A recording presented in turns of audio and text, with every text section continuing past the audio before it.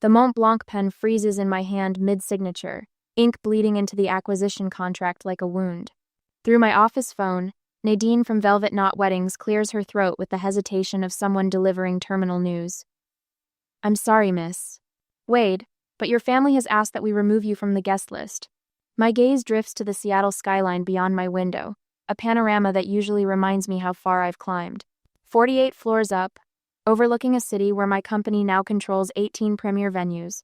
Below, the dotted lights of traffic flow like blood through veins, people moving forward while I sit suspended in disbelief. There must be some misunderstanding. I say, my voice steadier than the trembling that starts in my fingertips. I contributed $60,000 to my sister's wedding. Yes, well, Nadine pauses. I was told those funds were considered a gift with no expectations attached.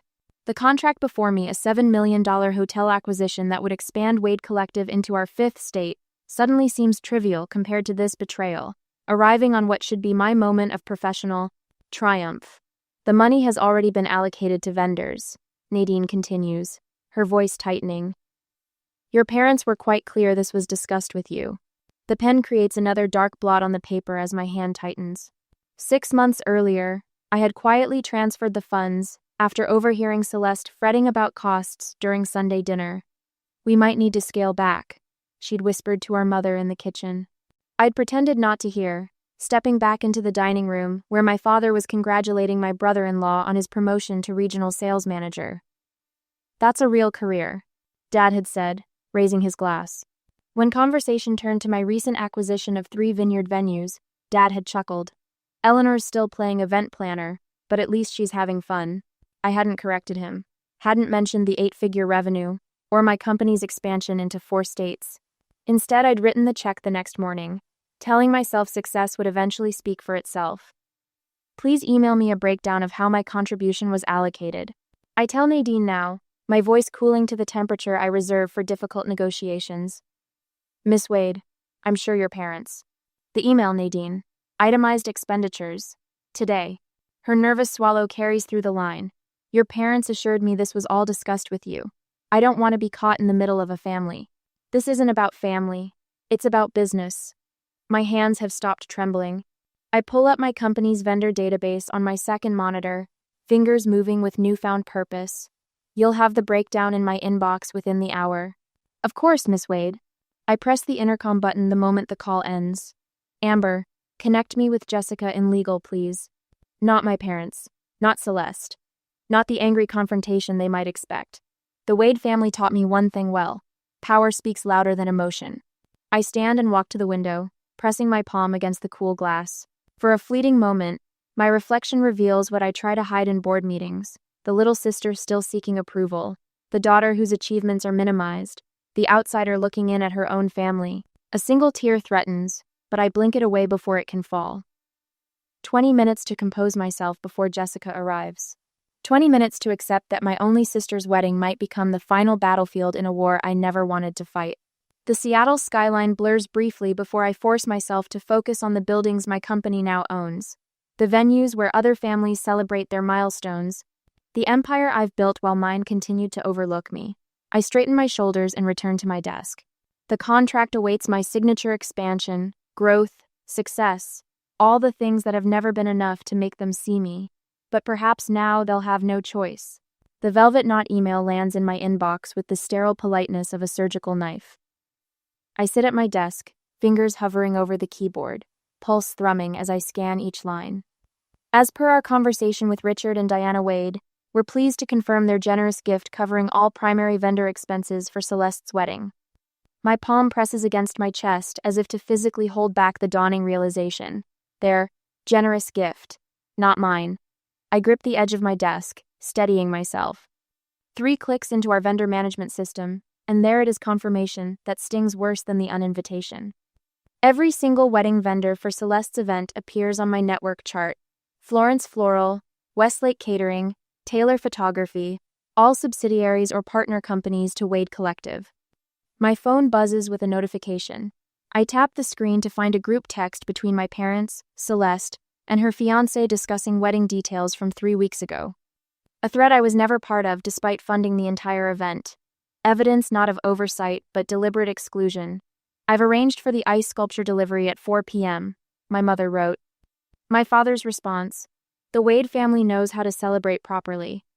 Indeed we do. 30 minutes later, Jessica and Martin file into my executive conference room, faces professionally neutral as they take their seats. I stand at the head of the table, spine straight as the legal contracts projected on the wall behind me. The contracts are ironclad, Jessica says, her voice precise as she adjusts her glasses. All vendors may withdraw services with 21 days' notice. No penalties. Martin clears his throat. There's something else you should know. He slides a folder across the polished table. Velvet Knot Weddings became a Wade Collective acquisition last month. The paperwork was finalized yesterday. And the venue? I ask, though I already know the answer. Willow Creek Estate is registered under Pinnacle Holdings, Martin continues, which is one of our subsidiaries. I complete his sentence, a cold clarity washing over me, the pinnacle of irony. My family chose to celebrate at a venue I own without bothering to realize it. Jessica's eyes narrow with concern. Eleanor, I should point out the potential repercussions if we move forward. Your family has legal recourse. Against me? Their uninvited daughter? The laugh that escapes my lips sounds foreign even to my ears. Please outline what exactly my family stands to lose. Martin taps his tablet and a new spreadsheet appears on the wall.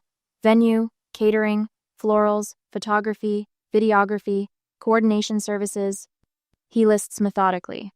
All deposits would be forfeited according to contractual terms. And the timeline? 20 days until the wedding, Jessica confirms. If we begin the withdrawal process today, they'll have essentially no time to secure replacement vendors. Not at this level of service. I think of Celeste's excitement when she found the cascading wisteria at Willow Creek, her teary phone call about the perfect rose gold sunset for photos. Dreams I helped fulfill while being systematically erased from the celebration. Martin shifts uncomfortably. There's a business consideration as well. This could affect our Portland expansion if it becomes public. Venue magnate sabotages sister's wedding isn't the press we want ahead of city council approvals. I turn to the window, Seattle sprawling below me. The empire I've built piece by piece while my family continued to see the little girl playing dress-up. My reflection stares back, composed and certain. Begin coordinated service withdrawals, I say, my voice steady. Effective immediately. Jessica and Martin exchange glances but nod. They know me well enough to recognize when a decision is final. My office phone rings the moment they leave. Nadine from Velvet Knot, her earlier professional composure fractured by panic. Miss Wade, there must be some mistake. All the vendors are sending termination notices. No mistake, I interrupt. The contracts are being exercised according to their terms. But your sister's wedding requires my presence, apparently, just not my money. I end the call, sinking into my chair. As vendors begin sending cancellation notices to my family, I wonder if business success was truly worth the price of family connection. Should I stand firm on principle and let them face the consequences of their actions, or find a way to salvage both the wedding and my dignity? What would you do when those who should value you most continually fail to see your worth? The answer waits in the gathering storm of my family's impending realization. They've never truly seen me. Perhaps now they'll have no choice. The next morning at the office, my phone vibrates against my desk for the 7th time in 2 hours. Dad's name flashes on the screen again, his 5th call since breakfast. I let it ring until voicemail claims it, then press the speaker button to hear his message. Eleanor, this has gone far enough. His voice quivers with barely contained rage. If these vendors don't reinstate their services by noon tomorrow, I'm contacting my attorney. You might think you're being clever, but this is criminal interference with contracts. I almost laugh at the irony he'd be suing his own daughter's company. The sound dies in my throat as another call comes through. Mom this time. Sweetheart? She begins, her voice honeyed with false concern. How could you ruin your sister's special day? What kind of person does that to family? We raised you better than this. I end the message midway through her guilt trip and stare at the Seattle skyline. The morning fog has lifted, revealing a clarity I wish I felt inside. My assistant, Amber, appears in the doorway with a stack of pink message slips. 3 calls from the Hendersons, they're friends of your parents? And Mr. Blackwell from the Downtown Business Association wants to know if there's any truth to the rumors about vendor troubles with the Wade wedding. They've been busy, I murmur, accepting the messages. There's more. Amber hands me the Morning Society page from the Seattle Times, folded to highlight a small item. Sources report a mysterious vendor exodus from the upcoming Wade-Pembroke nuptials, leaving Seattle society wondering what calamity has befallen one of the season's most anticipated celebrations. I set the paper down carefully, as if it might burn my fingertips. I rescheduled your investor meeting for next week. Amber adds, Jessica thought you might need the time to handle this situation. Thank you. Alone again, I cancel 2 more meetings, knowing I can't focus when my phone keeps lighting up with accusations. The morning dissolves into damage control, fielding calls from business associates who've received frantic messages from my parents painting me as vindictive and unstable. Later that evening, I sit cross-legged on my living room floor, laptop balanced on my knees, the lights of the city spread below my penthouse windows like fallen stars. I've ordered takeout that sits untouched beside me as I scroll through an old family video from Celeste's 16th birthday. Eleanor planned everything. Mom says to Aunt Judith in the video, her arm around Celeste, she's always been good at little parties. Little parties. The same year, I coordinated a charity gala for 800 people that raised over $2 million. I pause the video and open my email. There, in black and white, 3 years of correspondence with extended family where my parents have systematically minimized my career. Eleanor's venue business is doing well. Dad wrote to Uncle Robert last Christmas, never mentioning that well meant expanding into a 4th state with revenue approaching 9 figures. My phone pings with a notification. Celeste has posted on Instagram a moody black and white photo of her engagement ring with the caption, "Sometimes the people who should love you the most are the ones who hurt you deepest. Grateful for those who stand by me while selfish people destroy others' happiness for personal gain." The comments are filled with heart emojis and supportive messages asking what happened. She doesn't name me, but doesn't need to. I open a new document and begin typing. Every email, every text, every conversation where I was dismissed or diminished, every dollar spent on Celeste's wedding, every vendor contract, every thread of evidence forms a timeline of a pattern I've allowed for too long. The next morning, Amber walks into my office carrying a brown paper bag that releases the aroma of cinnamon and butter when she sets it on my desk. "Your favorite from Meredith's Bakery," she says, pulling out a warm morning bun. "You look like you haven't slept." "I haven't," I admit, accepting the offering with grateful hands. Amber leans against my desk, her expression softening. For what it's worth, I'd have uninvited them from my wedding years ago. The unexpected comment catches me mid-bite, and I nearly choke on a laugh, the first genuine one in days. Amber joins in, and for a brief moment, the weight lifts from my shoulders. The lightness disappears 30 minutes later when my father's voice booms from the reception area. My family has arrived unannounced, their voices carrying down the hallway as Amber tries unsuccessfully to enforce my closed-door policy. She can't hide from us forever. Dad declares, his footsteps growing louder. My office door swings open. Dad strides in first, followed by Mom and a stony-faced Celeste. Through the floor-to-ceiling windows behind me, the afternoon sun illuminates the tableau of family dysfunction. "What do you think you're doing?" Dad demands, his face flushed with indignation. I lean back in my chair, hands folded calmly on my desk. "Exactly what you taught me, protecting my investments." Mom steps forward, her hand fluttering dismissively.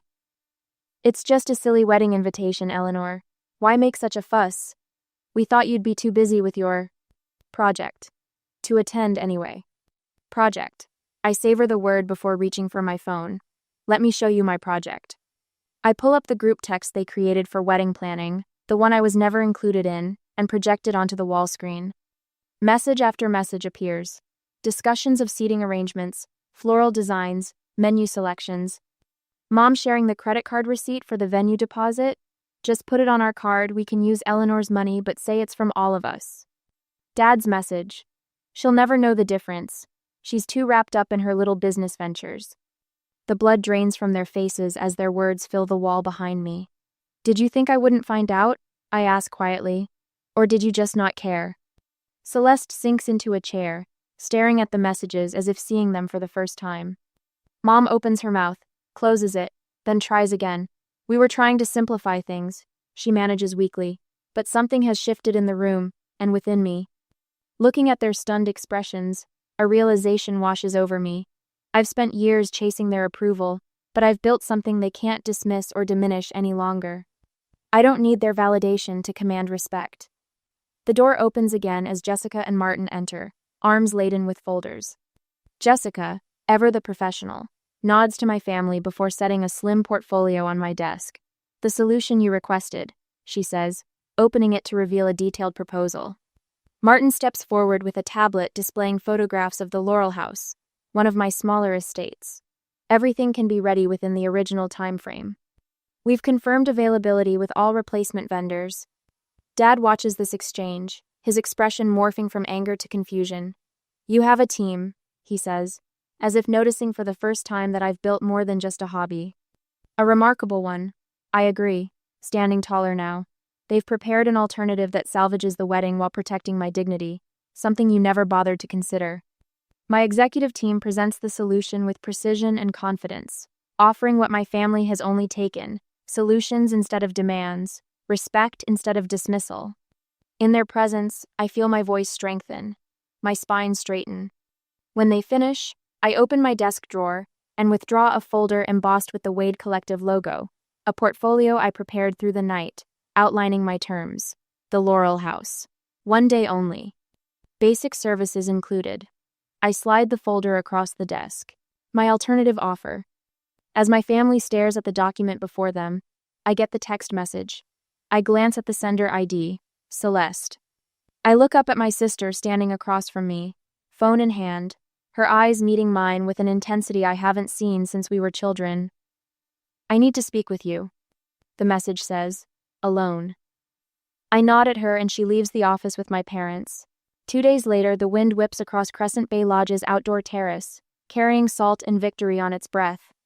I've chosen this cliffside venue deliberately, my crown jewel property, with its panoramic ocean views and understated luxury that commands 7 figures annually.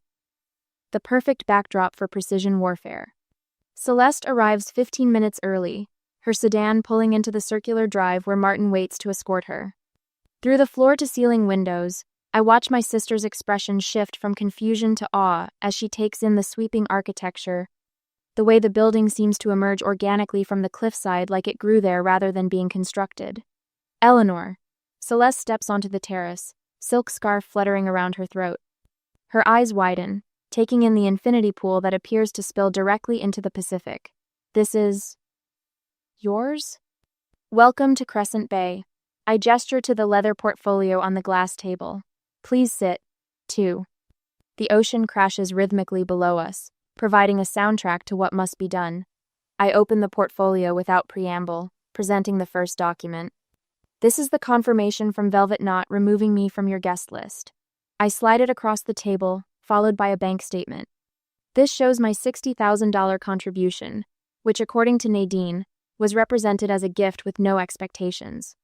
Celeste's fingers tremble slightly as she reviews each page. I continue methodically, laying out vendor contracts, cancellation notices, and the email thread with Nadine. Each of these vendors has withdrawn services as of yesterday. The venue is no longer available. Catering, flowers, photography, all canceled. My voice remains steady, factual. Color drains from Celeste's face as comprehension dawns. "Mom and Dad said you were too busy to come, that you had meetings in Portland that weekend." "I own the venue, Celeste. I own most of the vendors. Did you really think I wouldn't discover I'd been uninvited from a wedding I largely funded?" Understanding breaks across her features like a wave. "How much of this wedding industry do you actually control?" Before I can answer, the terrace door bangs open. My parents storm through, Father's face flushed above his golf shirt. "What do you think you're doing?" He strides toward us, Mother following in his wake. "Celeste, we've been calling you for hours." I'm showing my sister the truth. I rise slowly, reaching for the remote on the table. "Since you've spent years hiding it from her." Father waves dismissively. "This childish tantrum over a wedding invitation." "This isn't about an invitation." The wall behind me illuminates as the hidden screen activates. "This is about respect." The Wade Collective organizational chart appears 18 premier venues across 5 states, hospitality holdings, vendor networks, and revenue projections. Father's mouth opens, then closes. "Eleanor's just playing at business," he attempts, turning to Celeste. "Got lucky with a few properties that..." 412 employees. I advance the slide. 18 venues, 8 hotels. Annual revenue of $37 million. This isn't luck, Dad. This is what you refuse to see. Mother steps forward. Darling, we always knew you were doing well with your little company, but my little company is worth more than Dad's ever was. The words land like stones in still water. The invitation wasn't the insult. The insult was spending my money while pretending I didn't matter. Celeste stands suddenly. I need you both to leave. Celeste, Mother begins. Now. My sister's voice carries an unfamiliar edge. I need to speak with Eleanor alone. The silence after they exit feels like the eye of a hurricane, temporary, charged with potential energy. Celeste turns to me, tears brightening her eyes. I didn't know any of it. That was the point. I closed the portfolio. They made sure you didn't. The terrace door opens again, but this time it's Jessica and Martin who enter, each carrying leather-bound presentations. Jessica nods professionally at Celeste. Miss Wade, we've prepared the contracts for the Laurel House. She places her portfolio on the table. It's available for your original date. Every Mzalich's not cappers. Martin adds his documentation beside hers. We've assembled a complete vendor portfolio ready to execute with 21 days' notice. Everything from your original plan has been replicated, with adjustments for the new location. Celeste watches them with growing comprehension. Miss Wade, she repeats softly, noticing how they address me with deference, not the dismissive tone our parents always used. Thank you, Jessica, Martin. I gesture toward the chairs. Please, walk Celeste through the options. As they outline the new wedding plan with calm efficiency, I notice the shift in my sister's posture, straightening, leaning forward with intent focus. For the first time, she's seeing me not as her overlooked sister, but as the businesswoman our parents never acknowledged. My phone vibrates with incoming calls an hour later. Mother, father, mother again. The tone of their voicemails has shifted from demanding to pleading over the past hours. Their society friends have started asking questions about problems with the wedding. Father's business associates, previously unaware of my success, are expressing surprise at learning about Eleanor Wade's business empire. Is this real? Celeste asks when Jessica finishes, gesturing to the alternative wedding plans. You'd do this after everything? The Laurel House is yours if you want it. Martin will coordinate everything. I meet her eyes directly, but we need to discuss terms. The family meeting is scheduled tomorrow at my headquarters. As Celeste looks at me with new understanding, I wonder, should I simply reinstate the original wedding plans to spare her pain, or stand firm on my terms to finally establish boundaries with my family? Sometimes mercy feels like weakness, but sometimes strength requires forgiveness. The ocean crashes below us, constant and uncompromising. Like the truth. Eleanor, Celeste says finally, I'd like to see the Laurel House. I nod to Martin, who begins gathering the contracts. This isn't victory yet, just the first acknowledgement of a battlefield that has existed for years. My phone vibrates again. Another parent calling to plead rather than demand. The balance is shifting, but the war isn't over. It has only just begun. The next day, at headquarters, the family attorney's briefcase snaps open with military precision on my conference table. My father settles into the chair directly across from me, checking his Rolex for the third time in 5 minutes, a nervous tick I've observed since childhood, whenever he feels control slipping away. Mother arranges herself beside him, her forced smile as brittle as the pearls around her neck. We've drafted a reasonable compromise, Father says, sliding a document across the polished surface. You reinstate the original vendors and venue, and will ensure you receive a proper invitation. I don't touch the paper. Through the floor-to-ceiling windows behind them, Seattle's skyline forms a glittering backdrop that seems to underscore the distance between us. Them still seeing the daughter who needs their approval, me seeing clearly for perhaps the first time. A compromise suggests equal standing. I say, my voice steady. There's nothing equal about spending $60,000 of my money while excluding me from the event. Mother leans forward, her perfume the same scent she's worn since I was a child suddenly cloying. Think about what people will say, Eleanor. The family reputation is apparently worth exactly $60,000, I finish for her, plus tax. My father's jaw tightens.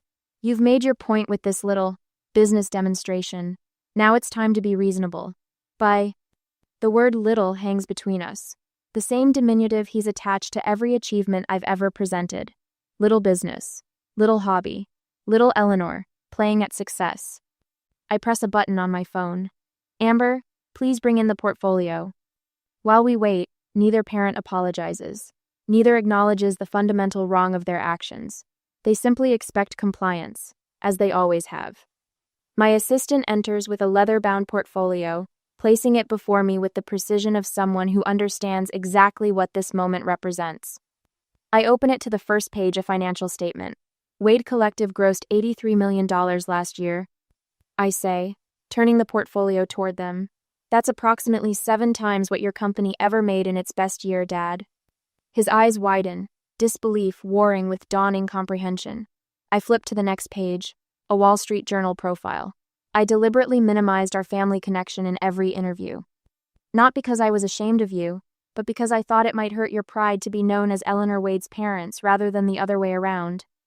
Another page, property holdings. Another organizational chart. With each turn, their expressions shift from confusion to shock. I don't need your permission to be successful, I say quietly. I need your respect to be family. The conference room door opens. Celeste steps in, her eyes red-rimmed but resolute.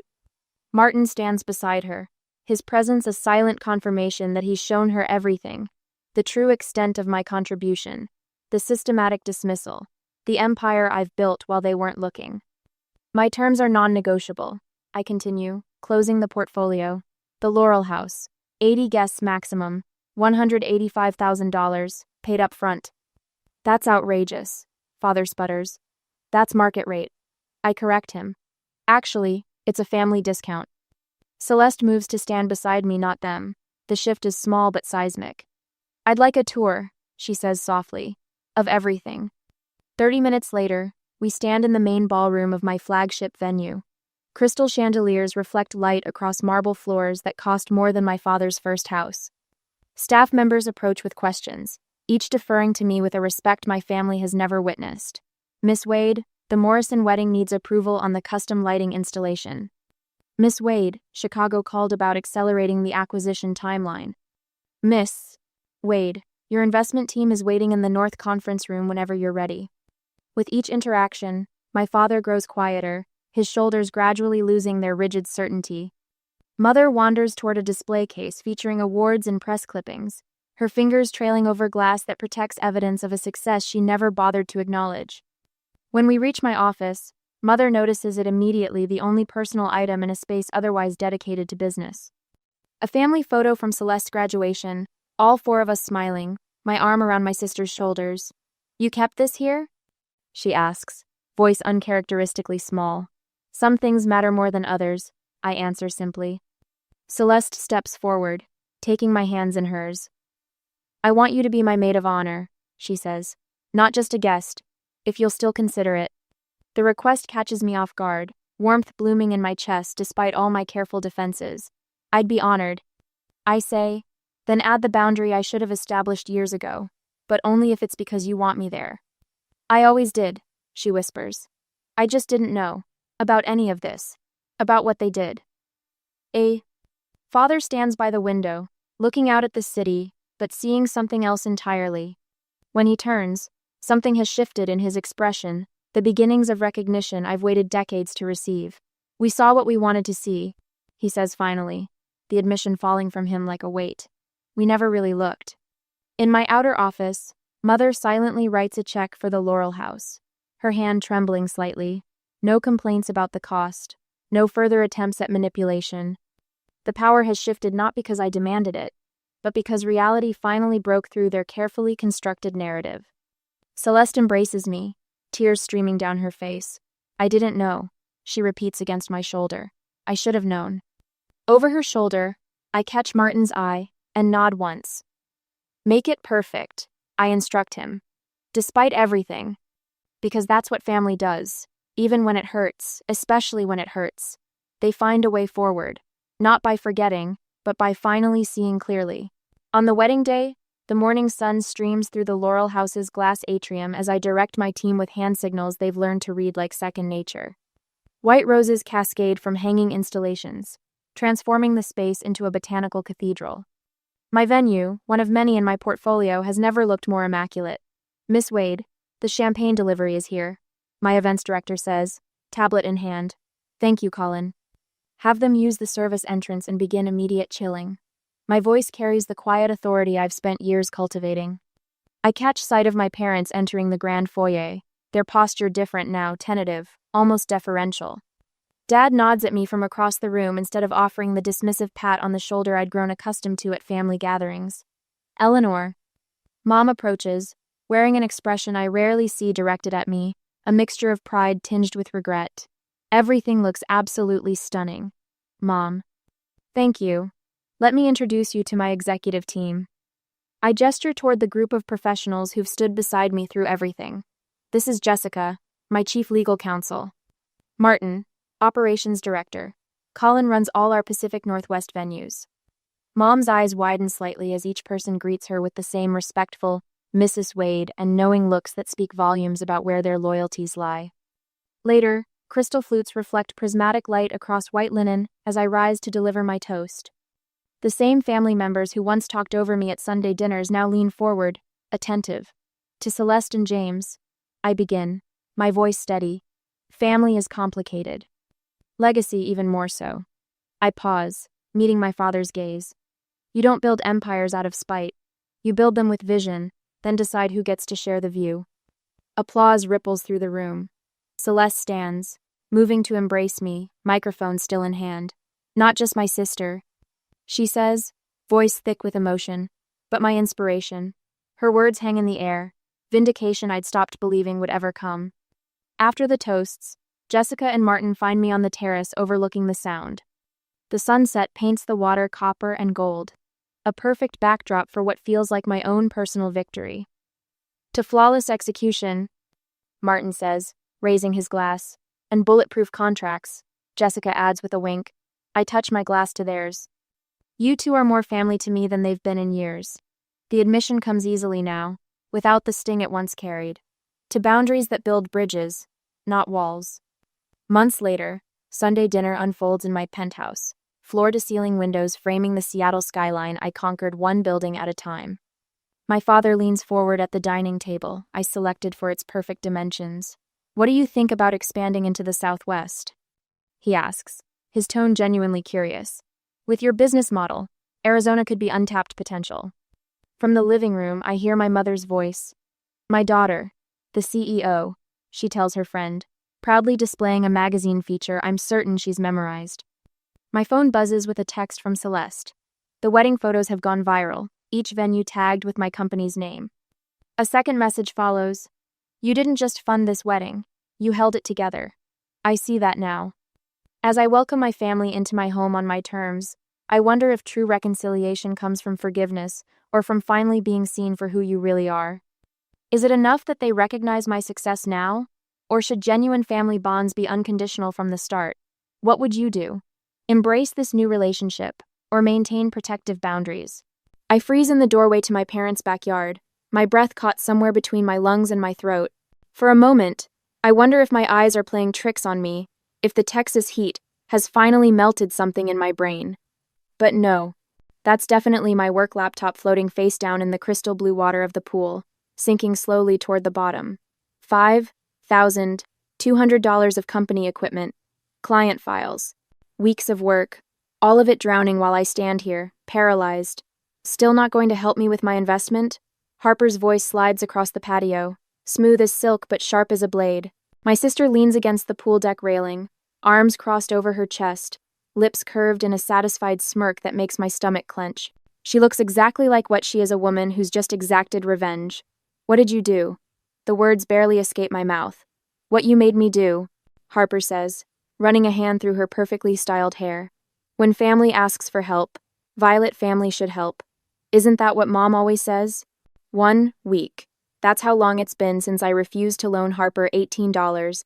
$500 for her latest can't-miss business venture, some revolutionary beauty product that was guaranteed to make us both rich. The same promise I've heard with her fashion boutique, her organic juice bar, her custom jewelry line. I think about the business dinner last night, the way my phone kept lighting up with Harper's calls while I was trying to close a deal with a new client. The way she showed up at the restaurant anyway, interrupting with, just a quick question about that investment, that left my clients exchanging uncomfortable glances. You're being dramatic again, Vi. My mother had said when I complained later. Your sister needs support. She's always been more sensitive than you. It's the family pattern, established since childhood. Harper needs protection. Violet needs to understand. Harper makes mistakes. Violet needs to forgive. I take a deep breath and walk to the pool, feeling Harper's eyes on me as I kneel at the edge. Without a word, I roll up my sleeve and reach into the water, pulling out my laptop. Water streams from the keyboard, dripping between my fingers as I stand. What's going on out here? My father's voice comes from behind us. My parents appear at the patio door, taking in the scene with confused expressions. Harper's face transforms instantly. Her smirk disappears, replaced by wide eyes and a trembling lower lip. It was an accident. I tripped. She gestures vaguely at the concrete patio. I feel terrible, Vi. You know I'd never. It's just a laptop, Violet, my father says, cutting her off. His tone holds that familiar note of impatience, the one that says I'm overreacting again. Don't make this into something it's not. Count of them. I look down at the ruined machine in my hands. Water drips onto my shoes, creating dark spots on the concrete. My hands should be shaking with anger, but they're surprisingly steady as I hold the destroyed laptop. Something shifts inside me, a quiet click, like a lock turning. My mother is already moving toward Harper, her arm sliding around my sister's shoulders. Are you okay, sweetie? Did you hurt yourself when you fell? Harper leans into our mother's embrace, her eyes finding mine over Mom's shoulder. There's no apology in them, just calculation. She thinks she's won. My father sighs, reaching for his wallet. We'll replace it, Violet, though you really should be more careful where you leave your things. I watch this familiar scene unfold, my parents comforting Harper while she plays the victim. The laptop in my hands represents more than just equipment. It's my professional reputation, client data, trust that I've spent years building, all deliberately destroyed because I refused to finance another of Harper's schemes. No, I say quietly, my voice steadier than it's ever been in this house. I don't think you will. My father frowns, confused by my refusal of his money. My mother glances over, still patting Harper's back. What's that, dear? I look at my family, really look at them, and for the first time, I see with perfect clarity what I've always known but never fully accepted. They will always choose Harper. They will always excuse her. They will always expect me to do the same. Not anymore.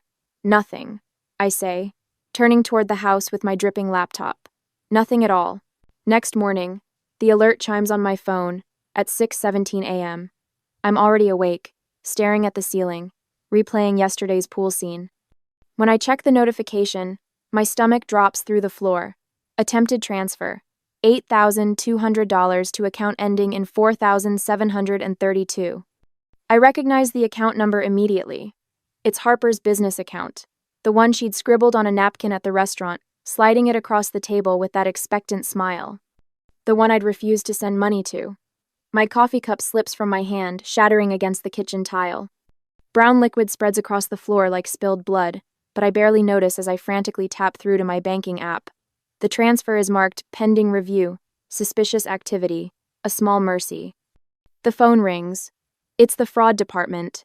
Miss Winters, we've flagged an unusual transaction on your account. The representative says, Did you authorize an $8,200 transfer this morning? No, I whisper. I absolutely did not. The representative's voice turns clinical. We'll need to cancel your cards immediately. There's been a series of attempts. A series? My voice cracks. Yes, this was the fourth attempt since midnight. The previous ones were smaller amounts. She's been trying different sums, looking for the threshold that wouldn't trigger security protocols. After hanging up, I open my laptop, my personal one, not the drowned work computer, and start checking accounts. What I find turns my blood to ice. Harper has somehow added herself as an authorized user on my primary credit card. There are pending charges at high-end boutiques, electronic stores, a day spa. The realization hits me like a physical blow. Harper didn't just destroy my laptop out of spite. She copied my personal data first.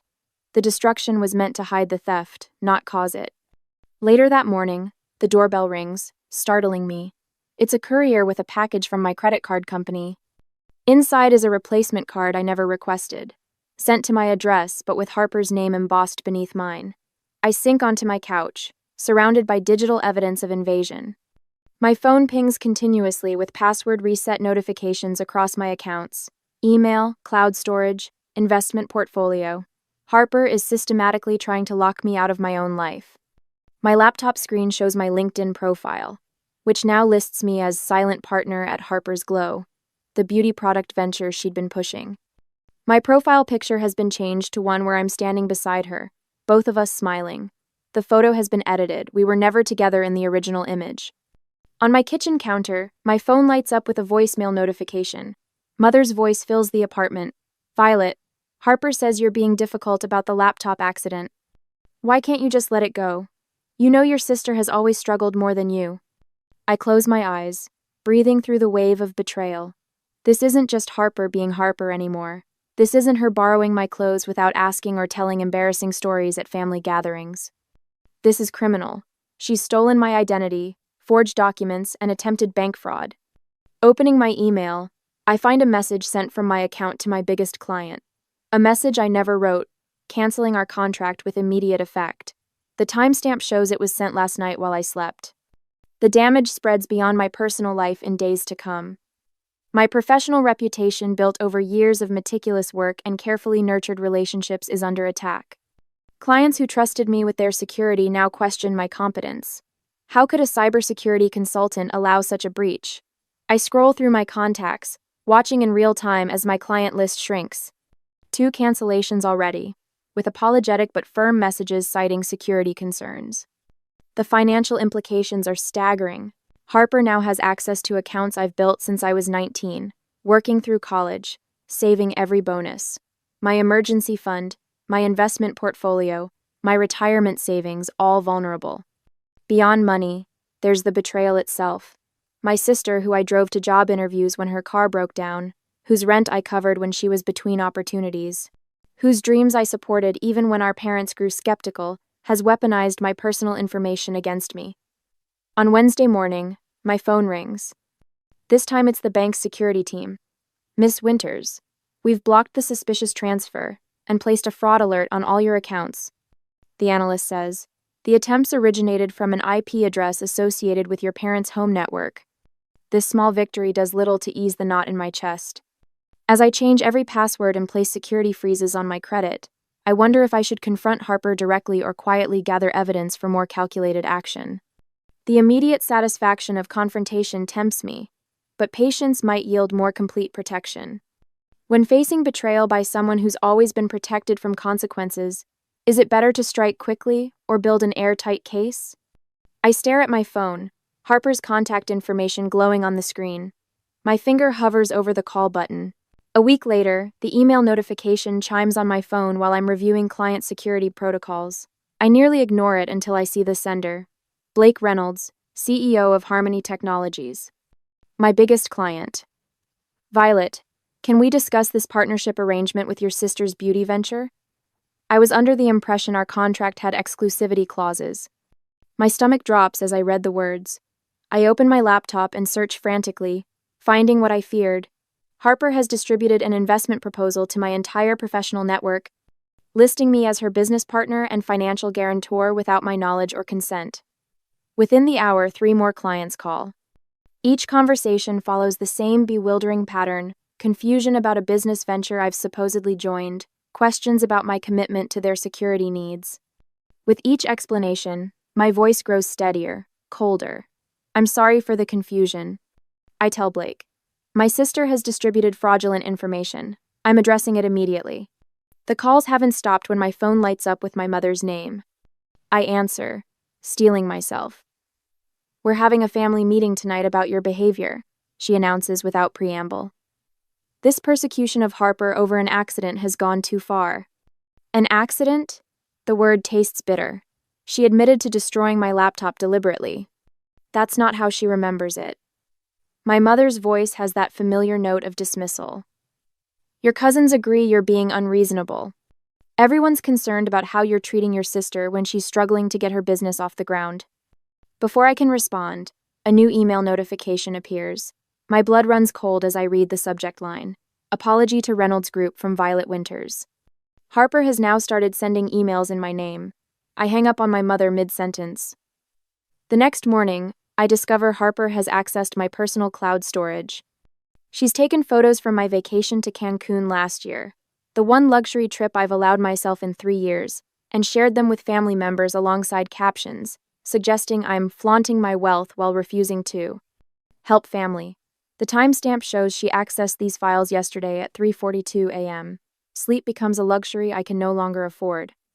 Each night, I jolt awake to check my phone, scanning for new security alerts, unexpected account activities.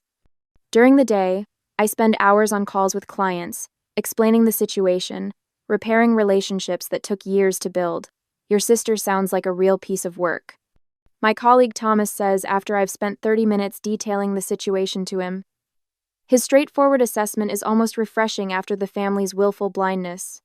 My mother calls twice to remind me about Sunday dinner. Harper feels terrible about this misunderstanding, she says in her voicemail. You need to come home and work this out like adults. I decline, knowing exactly how that scenario would play out, me cast as the villain while Harper performs contrition.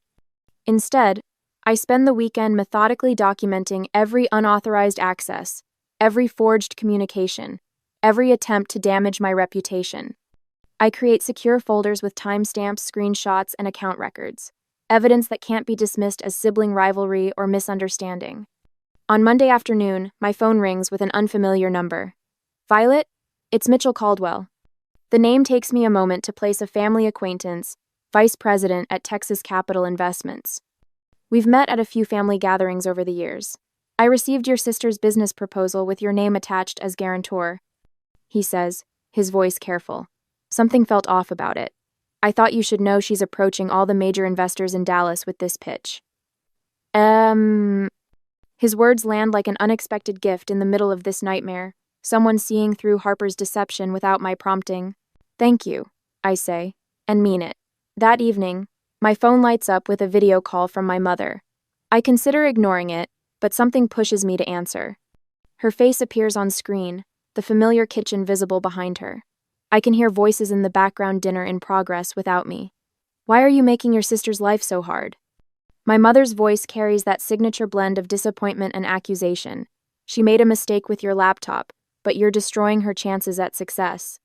In Klaus. I watch her face, the face that has looked at me with this exact expression countless times throughout my life, always when I've failed to accommodate Harper's needs, wishes, or mistakes. I'm tired, Mom. The words come out quietly, but with perfect clarity. Violet Catherine Winters, don't you dare hang up on me, your father and I. I press the red button, ending the call for the first time in my life. The silence that follows feels like stepping into sunlight after years in a dim room. My phone immediately starts ringing again, but a different kind of notification catches my attention. An email from Mitchell with the subject line, Harper's Complete Pitch Deck.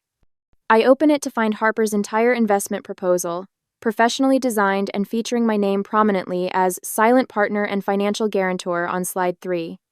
The financial section includes projections based on an initial investment of $85,000, far more than the $18,500 she initially requested from me. A text from Thomas arrives. I've drafted an email to everyone in the industry, clarifying your non-involvement. Just say the word and I'll send it. Rebecca, my cybersecurity mentor from my early career, calls with practical advice, document everything for legal purposes. What she's doing crosses several lines in Texas identity theft statutes. The contrast is stark. My professional network believes the evidence before them, while my family clings to emotional narratives that excuse Harper's behavior regardless of facts. The next morning, I contact a lawyer, specializing in identity theft and fraud. Our conversation is brief, but illuminating. Based on what you've described, you have grounds for serious legal action, she tells me. Unauthorized use of your identity for financial gain constitutes fraud. The forged communications in your name to business contacts adds another layer of liability. What Harper doesn't know, what my family never bothered to learn, is that my work laptop had advanced security logging that recorded every access attempt, every file transfer, every keystroke. The evidence isn't just circumstantial. It's comprehensive and irrefutable. As my phone displays 4 missed calls from my parents, I open my email and begin drafting a cease and desist letter. The anger that has been building inside me doesn't explode outward. Instead, it crystallizes into something harder, clearer, and infinitely more powerful: resolve. A week later, I wake before dawn, my mind cycling through each component of my plan. The laptop's destruction was just the beginning. Harper's digital fingerprints are everywhere, and today, I'll make them visible to everyone who matters. My lawyer's cease and desist letter sits ready in my email drafts, itemizing 17 separate unauthorized actions: the bank transfer attempt, credit card fraud, forged emails to clients, and the laptop destruction that started it all. Each violation documented with timestamps, screenshots, and security logs that Harper never knew existed. "Are you certain about this?" my lawyer had asked yesterday. Family situations can be complicated. Family complications became criminal fraud the moment she attempted identity theft, I'd replied, my voice steadier than I expected. I press send, copying Harper, both parents and her business partner. The email leaves my outbox with a soft whoosh that feels like the first exhale after holding my breath for years. The professional correction comes next. A carefully worded email to every investor, client, and industry contact in my network. No emotional language, just facts. I am not involved with Harper's beauty venture, have never been a silent partner, and any documents suggesting otherwise were created without my knowledge or consent. By 7:30, my phone buzzes with the first response. Mitchell. Message received. Already contacted 3 investors who were considering Harper's pitch. They've withdrawn interest. I pour myself coffee, hands steady as I compile the final piece: the evidence package. Bank statements with highlighted unauthorized access attempts. Credit applications with forged signatures. Emails sent from accounts created in my name. The laptop's security logs showing Harper copying files before the accident. My phone erupts with notifications before I finish my first cup. Harper's text messages cascade down my screen like digital hail. "How dare you send that letter? I'm your sister. You're destroying everything I've worked for. You're overreacting about the stupid laptop. It was just sitting there by the pool." I screenshot each message, particularly the last one, an inadvertent admission of deliberate destruction, not the accident she claimed to our parents. Dad's name appears on my screen next. I answer, placing the call on speaker while I continue organizing evidence. "This is completely unnecessary, Violet." He begins, voice tight with controlled anger. "Your mother is upset, Harper is devastated." "Did you read the documentation I attached?" I ask calmly. "Yes, but these are just misunderstandings that could be resolved without—" "So, you've seen the evidence of identity theft and fraud," I say, noting his admission for later. "And you still think I'm overreacting?" The silence stretches between us before he sighs. "You need to retract that legal notice. Family matters should stay within the family. This stopped being just a family matter when Harper committed crimes, Dad." After he hangs up, I receive an alert from my bank security system. Someone, Harper, has attempted to access my accounts again, triggering the additional safeguards I'd put in place. Another piece of evidence documenting her ongoing attempts. My email chimes with a message from an unfamiliar address. Harper's business partner, James Whitfield, requesting a meeting. "After reviewing your evidence, I'm withdrawing from the venture effective immediately. I had no idea about these unauthorized actions and want to distance myself from any potential liability." Every frantic attempt Harper makes to salvage her situation only strengthens my case. Each call, text, and access attempt creates a clearer picture of deliberate, systematic fraud. When Mitchell calls again that afternoon, I'm reviewing the final documents my lawyer has prepared for the credit bureaus. "Harper's desperate," he says. "She's approaching every investor in Dallas, looking for alternative funding now that her original backers have pulled out." I pause, fingers hovering above my keyboard. Should I let the situation resolve itself naturally now that her funding is collapsing? Or should I ensure every potential investor knows exactly what they're getting into with Harper? Complete professional protection would mean burning the last bridge with my family. "Violet, you still there?" Mitchell asks. "Just thinking," I reply softly. While I consider my next move, my support network continues building the protective wall around me. My lawyer submits formal documentation to all 3 credit bureaus, establishing the identity theft case. Professional colleagues post endorsements of my skills and integrity on industry platforms, creating a digital shield against Harper's claims. Mitchell discreetly informs other investment firms about the fraudulent claims in Harper's proposal. Thomas, my longest-standing client, Sends a company-wide email praising my security work and renewing our contract with expanded services. By evening, the impact is undeniable. Harper's business venture has collapsed entirely as financing and partnerships dissolve one by one. A LinkedIn notification shows James Whitfield has publicly announced his departure from the beauty product line, citing irreconcilable differences in business ethics.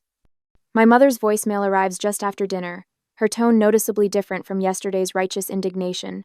"Violet, honey, I think we may have misunderstood some things.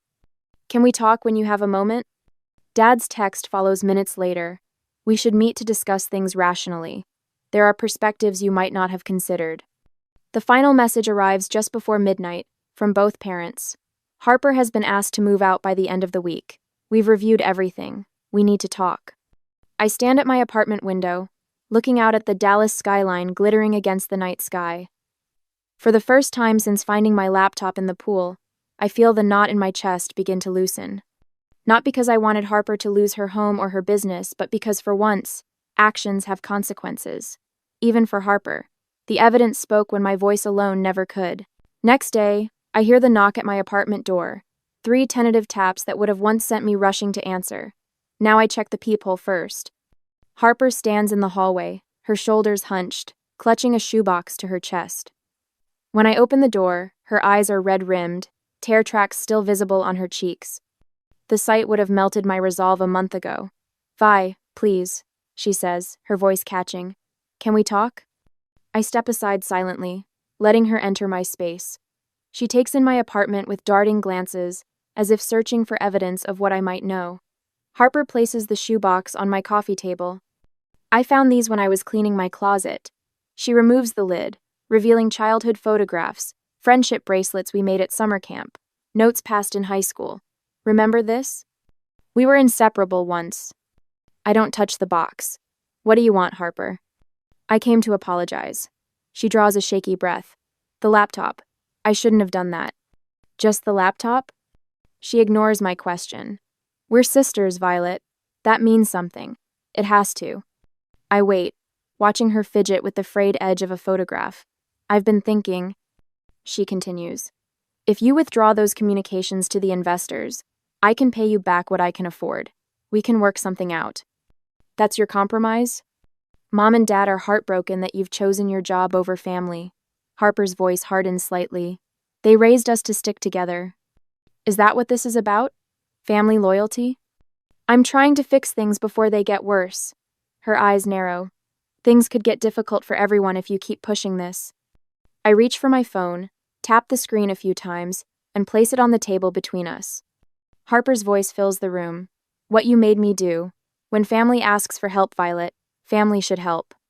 The recording continues with Harper's admission about the laptop. Her face drains of color. "You recorded me?"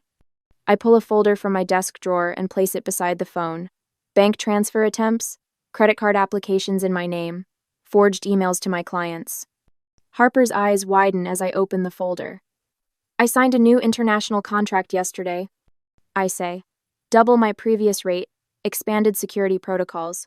My reputation recovered nicely once I explained I was the victim of identity theft." "Identity theft?" She laughs nervously.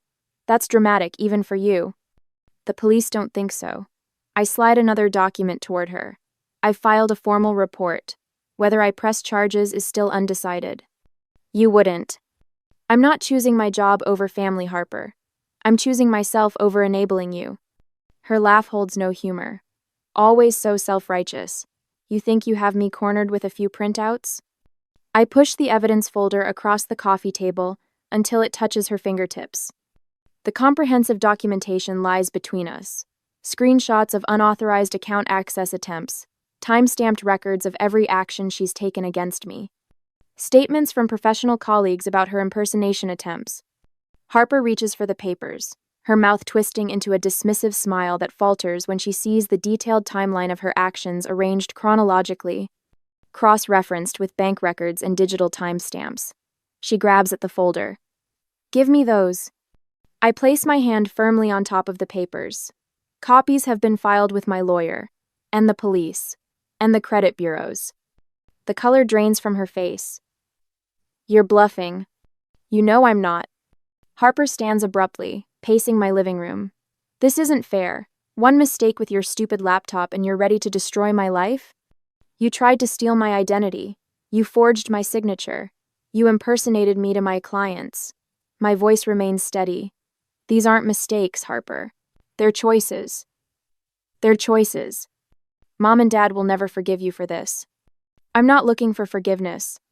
Harper tries another approach, tears welling in her eyes. Please, Vi. If this gets out, I'll never recover. No one will invest in anything I do again. Actions have consequences. It was just a laptop.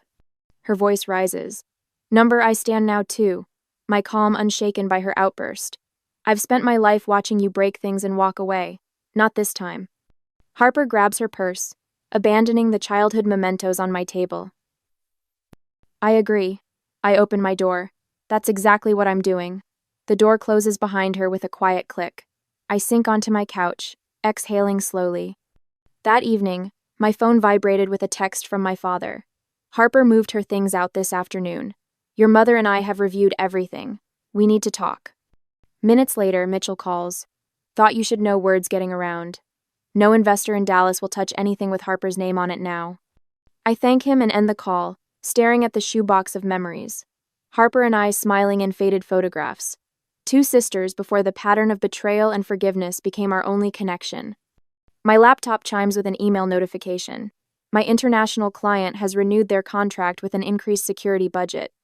The message includes a personal note. Your handling of recent security challenges demonstrates exactly why we value your expertise. I close the shoebox, my fingers lingering briefly on the lid before I slide it away. 6 months later, I adjust my webcam angle and scan the faces on my monitor. 8 people from 3 countries wait for my direction, their attention focused solely on me. A notification slides onto my screen, client report approved, and I allow myself a small smile. The vulnerability assessment flagged 3 critical access points. I say, pointing to the highlighted sections of our shared document, I recommend implementing the security protocol we discussed last week. The lead developer nods. We trust your judgment, Violet. Trust.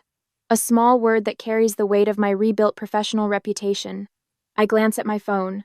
Notifications silenced during client meetings, a boundary I never would have set 6 months ago. My gaze drifts to my expanded home office. Where family photos once cluttered my desk, professional awards and travel souvenirs now stand in their place. The corner of my computer screen displays my calendar reminder. Cybersecurity Conference, Keynote, Identity Protection in Family Fraud Cases. When the meeting concludes, I stretch and walk to my kitchen for coffee. The familiar chime of my phone breaks the silence. Mother's name and photo appear on the screen. Same situation, different person. 6 months ago, I would have scrambled to answer, heart racing with anxiety over what crisis Harper had manufactured.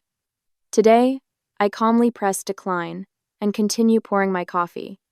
No guilt follows, just the quiet certainty that my time belongs to me. Later, I listen to her voicemail while reviewing client proposals. Her voice sounds different, hesitant, respectful. Violet, I was wondering if you might have time for coffee next week.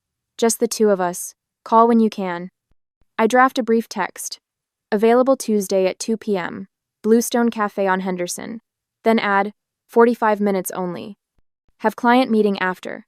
Boundaries clearly marked. Invitation accepted on my terms. That evening, Mitchell raises his glass across the dinner table at Martinelli's. To the new contract, he says, as Rebecca and Thomas lift their glasses. To friends who see clearly when family can't, I respond, clinking glasses with each of them. The warm glow of the restaurant lights catches in my wine glass, casting amber reflections on the table. Thomas leans forward. Heard anything about Harper? Mitchell sets down his fork. My colleague in Phoenix mentioned she's trying to start fresh there. Seems she's actually taken some responsibility for what happened. I nod, surprised to feel nothing but mild curiosity at the mention of her name. 2 weeks later, I check into the Westbrook Hotel for the cybersecurity conference. The desk clerk looks at my name, then up at me. Miss Winters? Several attendees have asked when you're arriving. Your keynote is generating quite a buzz. In the elevator, my phone vibrates with an email notification. A publishing company is interested in my proposal for a guide on personal security and boundary protection. The doors slide open to reveal the gleaming lobby. I catch my reflection in the mirrored wall, shoulders back, gaze steady. No looking back. My phone chimes with a text from my mother confirming our coffee meeting. I respond with a simple, "See you then." As I prepare my keynote on protecting digital boundaries, I wonder if maintaining distance from family is still necessary or if controlled reconnection is possible. Is it wiser to keep emotional barriers firmly in place when someone has betrayed you, or can selective bridges be rebuilt without risking another collapse? The woman in the mirror looks back at me, eyes clear and knowing. Whatever I decide, the choice is finally, completely mine.